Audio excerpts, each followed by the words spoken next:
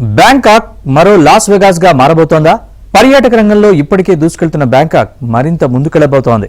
దేశంలో పర్యాటకం, ఆర్థిక వ్యవస్థను ప్రోత్సహించేందుకు థాయ్ ప్రభుత్వం మరో కీలక నిర్ణయం తీసుకోబోతోంది. క్యాసినో, జూదం సహా అనేక ఆటల్ని చట్టబద్దం చేసే బిల్లును థాయ్ సర్కార్ ఆమోదించింది. బ్యాంకాక్ ఇక మరింత విచ్చలవిడిగా మారబోతోంది.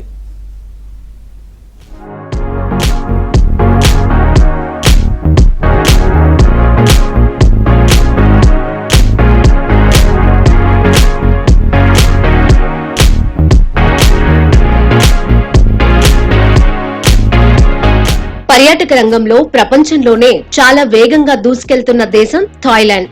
ఈ దేశ రాజధాని బ్యాంకాక్, పట్టాయా, ఫుకెట్ లాంటి ప్రాంతాల గురించైతే చెప్పాల్సిన పని లేదు. దేశ జీడీపీలో దాదాపు 25% ఆదాయం పర్యాటకం నుంచే వస్తోంది. దేశంలో అతిపెద్ద బిజినెస్ కూడా టూరిజమే. ఏటా కోట్లాది మంది సందర్శిస్తూ ఉంటారు. చాలా ప్రాంతాల్లో స్థానికుల కన్నా పర్యాటకులే ఎక్కువ మంది వస్తూ ఉంటారు. బ్యాంకాక్ లాంటి నగరాలలో ఇప్పటికే విచ్చలవిడితనం పెరిగింది. ఇష్టం వచ్చినట్లు చేసేస్తున్నారు. పర్యాటకులకు అడ్డే లేదు. అలాంటిది పర్యాటకానికి మరింత ఊతమిచ్చేందుకు కెసినోలను చట్టబద్దం చేయాలని నిర్ణయించింది థాయిలాండ్ ప్రభుత్వం. లాస్ వెగాస్ స్టైల్లో జూదం ఏర్పాటు చేయాలనుకుంటోంది.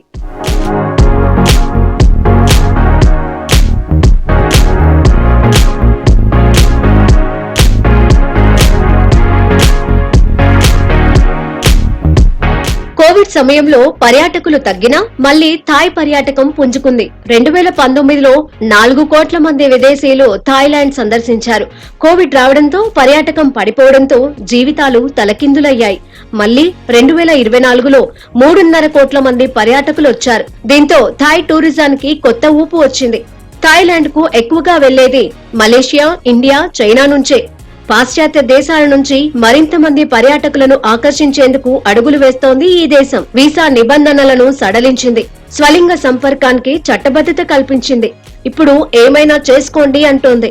2025లో 4 కోట్ల మంది విదేశీ పర్యాటకులను ఆకర్షించాలనుకుంటోంది. అందుకే విచ్చలవిడి జూదానికి చట్టబద్ధత కల్పించింది.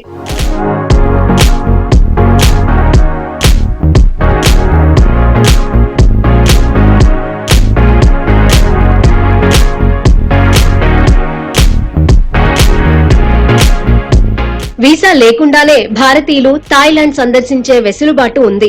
వీసా లేకుండా 60 రోజుల పాటు థాయిలాండ్ లో ఉండొచ్చు. ఆ తర్వాత ఉండాలన్నా వెంటనే వీసా ఇచ్చేస్తారు. కెసినో, జూదం, బెట్టింగ్, గుర్రపు పందాలు, బెట్టింగ్ ను అనుమతించనున్నారు. దీనివల్ల పర్యాటకులతో పాటు విదేశీ పెట్టుబడులు సైతం వస్తాయని థాయ్ సర్కార్ భావిస్తోంది. దేశవ్యాప్తంగా ఎంటర్టైన్మెంట్ హబ్స్ నిర్మించనుంది ప్రభుత్వం. దీనికి పెద్ద ఎత్తున విదేశీ పెట్టుబడులను ఆకర్షించనుంది.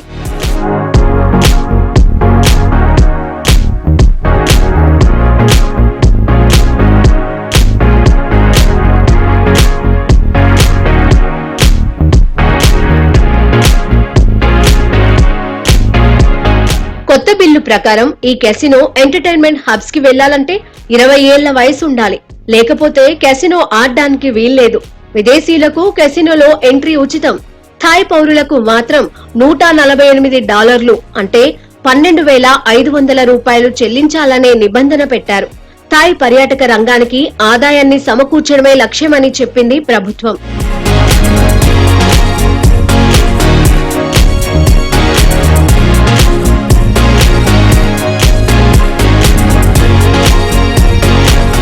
ప్రపంచవ్యాప్తంగా కెసినో మార్కెట్ పెరుగుతోంది.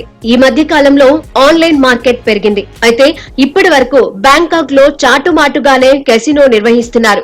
గుర్రపు పందాలు, అధికారిక లాటరీలను మాత్రమే అనుమతిస్తోంది. దీంతో పేకాట, రింగు తిప్పడం లాంటి ఆటలన్నీ మాఫియా చేతుల్లోకి వెళ్లిపోయాయి. దీంతో జూదం ఆడాలనుకునేవారు కాంబోడియా సరిహద్దుల్లోని న్యూట్రల్ జోన్లకు వెళ్తున్నారు. అక్కడికెళ్లి చాలా మంది పర్యాటకులు మోసపోతున్నారు కూడా. అందుకే కెసినోను చట్టబద్దం చేస్తోంది ప్రభుత్వం.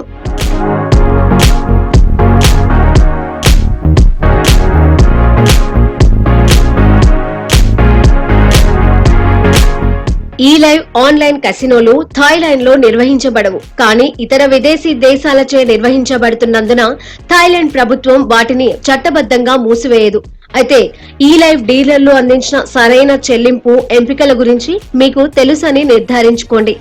గేమ్ ప్రారంభమైన సమయంలో జూదగాడు ఖాతా నుండి తక్షణమే డబ్బు డెబిట్ అయినట్లు రిపోర్టులు వచ్చాయి. కానీ గెలిచిన తర్వాత ఎలాంటి లావాదేవీలు జరగలేదు. ఇందులో ప్రమాదాలు ఉన్నాయి, కానీ జూదగాళ్లు ప్రమాదాల గురించి పట్టించుకోరు, అవునా?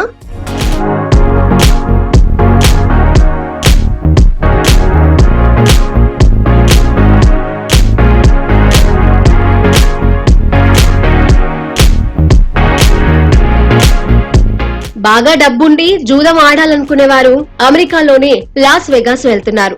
ప్రపంచ జూద రాజధానిగా లాస్ వెగాస్ ను చెప్పుకుంటారు. ఇక్కడ అన్ని రకాల కెసినోలు ఉన్నాయి. లాస్ వెగాస్ ట్రిప్ లో హోటల్స్, కెసినోలు, రిసార్టులు, రెస్టారెంట్లు, పాప్ షోలు ఒక్కటేమిటి, అన్ని రకాల వినోదాలు ఉన్నాయి. అసలు హద్దుల్లేని విచ్చలవిడితనం ఉంటుంది ఇక్కడ. రోజు లక్షల కోట్ల జూదం ఆడతారిక్కడ. దీన్ని తలదన్నేలా బ్యాంకాక్ ను తీర్చిదిద్దాలన్న సంకల్పంతో ఉంది థాయిలాండ్.